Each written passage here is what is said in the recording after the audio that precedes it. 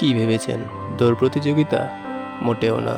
সকালবেলা ক্লাসের উদ্দেশ্যে রওনা হতেই শুরু হয়ে গিয়েছে বৃষ্টি। সোহানাকে মাদ্রাসায় নামিয়ে দিয়ে আমিও রওনা হলাম ক্লাসের উদ্দেশ্যে। ঠিক 10 মিনিট পরে থেমে যায় বৃষ্টি।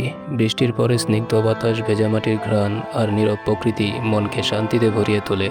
যাওয়ার পথে এই মেট্রিক পরীক্ষার্থীকে দেখে মনে মনে আফসোস করলাম, যদি ওর মতো মনোযোগ দিয়ে পড়াশোনা করতাম তাহলে আমারও রেজাল্ট আরও ভালো হতো।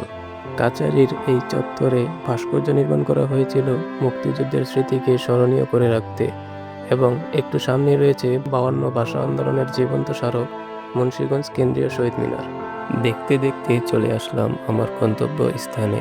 ফিঙ্গারপ্রিন্ট দিয়ে অ্যাটেন্ড করলাম ক্লাসে। সকাল 9টা থেকে দুপুর 1টা পর্যন্ত এবং দুপুর 2টা থেকে বিকেল 5টা পর্যন্ত 7 ঘন্টা ক্লাস এবং 1 ঘন্টা দুপুরের খাবারের টাইম।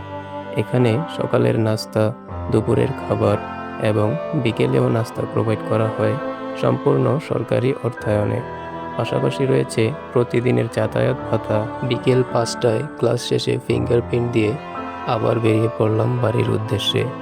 যুব উন্নয়ন অধিদপ্তর কর্তৃক দেশের 64 জেলায় 1 জুলাই 2026 হইতে 7ম ব্যাচের ভর্তির অনুষ্ঠিত হবে। আপনিও চাইলে অনলাইনে আবেদন করতে পারেন। আবেদন লিঙ্ক কমেন্টে পিন করে দেওয়া আছে। ধন্যবাদ। দেখা হবে অন্য কোনো ভিডিওতে।